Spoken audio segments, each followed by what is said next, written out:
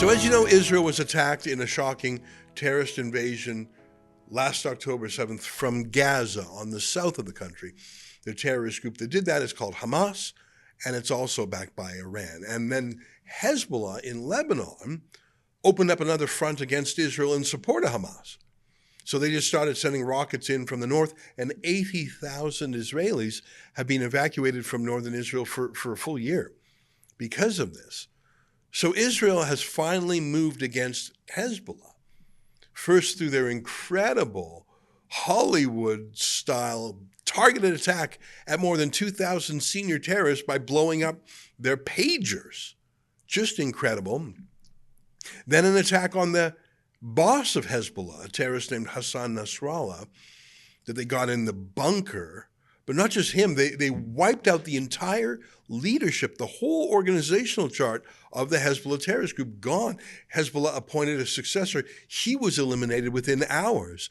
And now Israel is going in on the ground to root out the terrorist attack bases and tunnels along the border.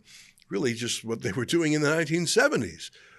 It was a preemptive attack as Hezbollah had over 100,000 rockets aimed at Israel and was planning a similar terrorist invasion to the one Hamas had done on October 7th. Israel just decided to preempt that, and it was brilliant how they did it, all of which is to say the UN did nothing to stop the terrorist attack from Hezbollah against Israel for a solid year. They did nothing.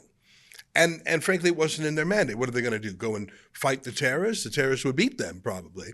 Or even if they didn't beat them, they would kill them. Hezbollah killed hundreds of U.S. Marines and close to 100 French soldiers who stood up to them. So yeah, the troops from Canada or Ireland were not about to take on Hezbollah. The UN did nothing to stop the war, either the year of attacks on Israel or, frankly, Israel's recent incursion. But here's what's weird. The United Nations often pulls out its peacekeepers when things go sideways. Sometimes the UN is ordered out of a region by one country or another when war is imminent. And the peacekeepers always do leave. Like I said, they're not there to take bullets. Israel told the Lebanese army to move out of the way before invading. Not that Lebanon controlled its southern region anyhow. Israel just said, we're going in now, move your guys. But obviously, Lebanon moved out of the way. It wasn't in the battle between Israel and Hezbollah. I'm sure they didn't want Israel crossing over the border, but they also know Hezbollah is a foreign occupying terrorist army, an agent of Iran. A lot of Lebanese are glad Hezbollah's taken a blow lately. I don't know if you saw that. Dancing in the streets in parts of Lebanon, Syria, and Iran when Hezbollah was knocked down a notch. But this time, UNIFIL has refused to move out of the way as Israel comes into southern Lebanon to root out the Hezbollah terrorists. It couldn't be clearer. The UN is deliberately trying to block Israel from defending itself. And worse, I think, in some twisted way, they might actually want Israel to hit a UN peacekeeper just to get bad press for it or to call it a war crime. Like it's almost like they're volunteering to be human shields for Hezbollah. Here's Israel's Prime Minister Benjamin Netanyahu. The charge that Israel deliberately attacked UNIFIL personnel is completely false. It's exactly the opposite. Israel repeatedly asked UNIFIL to get out of harm's way. It repeatedly asked them to temporarily leave the combat zone, which is right next to Israel's border with Lebanon. In fact, on the day that Israel began its ground operation next to our border with Lebanon, we asked them specifically, please leave this area so you're not harmed. Israel is not fighting UNIFIL. It's not fighting the people of Lebanon. It is fighting Iran's proxy Hezbollah, which uses Lebanese territory to attack Israel. Hezbollah attacked Israel last year without any provocation on October 8th, a day after the Hamas massacre. And it's continued to attack us ever since by launching over 10,000 rockets and missiles at Israel. Hezbollah uses UNIFIL facilities and positions as cover while it attacks Israeli cities and communities. These attacks have claimed the lives of many Israelis, including yesterday. Israel has every right to defend itself against Hezbollah and will continue to do so. We regret any harm done to UNIFIL personnel, and the IDF is doing its utmost to prevent such incidents.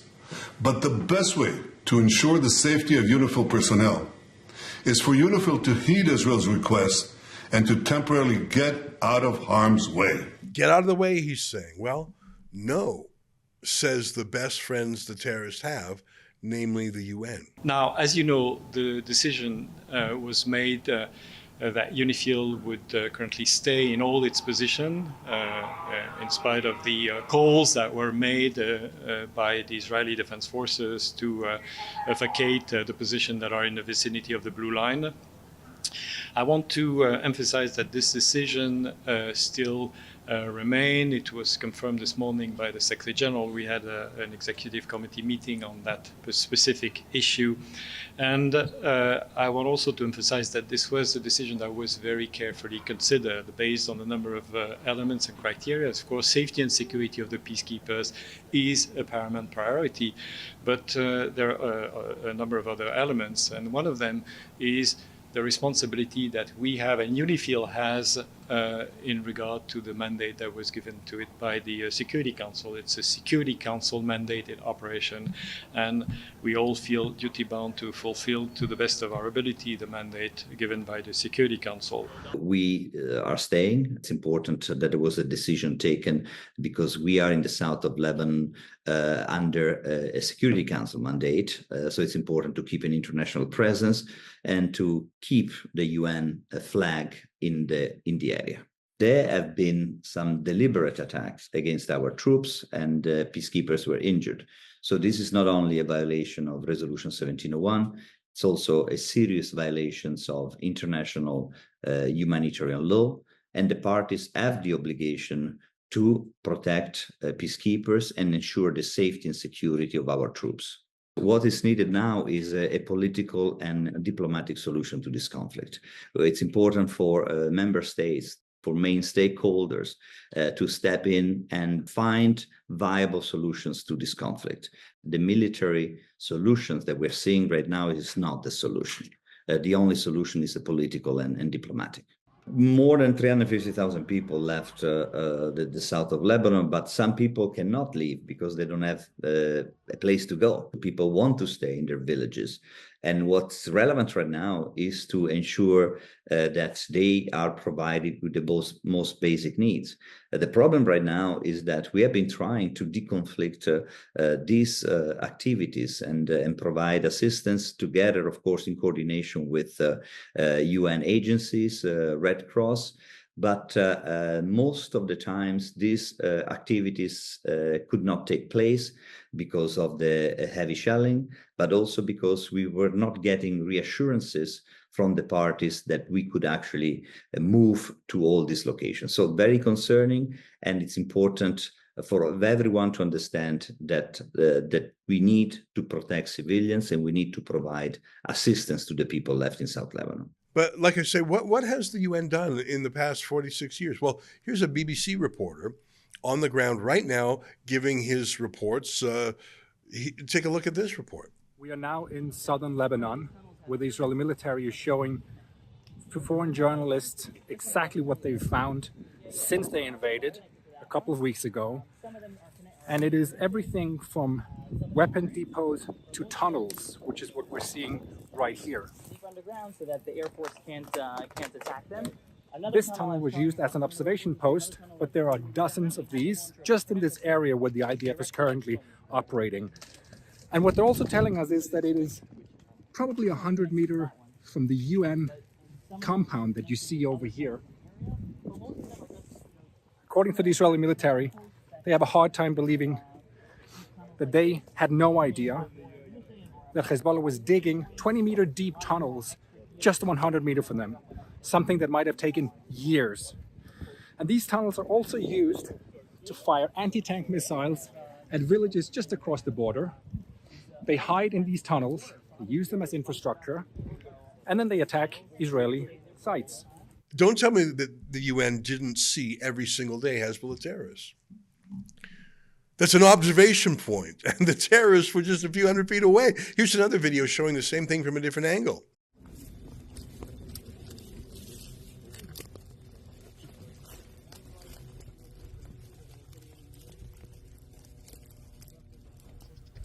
The Israeli army has discovered countless underground tunnels, ammunition depots, bunkers along the border, really like it was in Gaza. It was going to be a staging ground for a massive war, a terrorist war, a ground assault. The only reason it wasn't launched is because Israel moved first in the way I described above. But it all happened under the nose of the UN. Of course it did. But look at what the Irish president, Michael Higgins, said about it. There's about 300 Irish peacekeepers in Lebanon, and they refuse to move. And Higgins, he's sort of proud of that. Here's what he said. It is outrageous that the Israeli Defense Forces have threatened this peacekeeping force and sought to have them evacuate the villages they are defending. What? Hang on a second there. Did you just say that the peacekeepers are defending the Lebanese? Are they? It's not what their mandate said. I read you the resolution. Who does Higgins think they're defending the villages from? From what? From whom? Hezbollah has occupied everything. As you can see, they turned southern Lebanon into a terrorist base. The UN isn't defending the Lebanese people from any of that. They didn't defend the Lebanese people from the civil war brought to it by the PLO and then later brought to it by Hezbollah and Iran. By the way, I read it to you, the UN resolution that created UNIFIL. It doesn't empower the UN to actually defend anyone or anything. So I'm not blaming the Irish troops, except maybe in some circumstances they're supposed to defend themselves. But that's a lie to say those troops were defending anyone. The United Nations, in case you didn't realize, it is not neutral. It's not just neutral, it is morally on the side of terrorists. But more than that, it calmly watched for 46 years as terrorists undermined Lebanon and turned it into a terrorist base. And now the UN is actively, deliberately getting in the way of Israel, rooting out those same terrorists. Astonishing.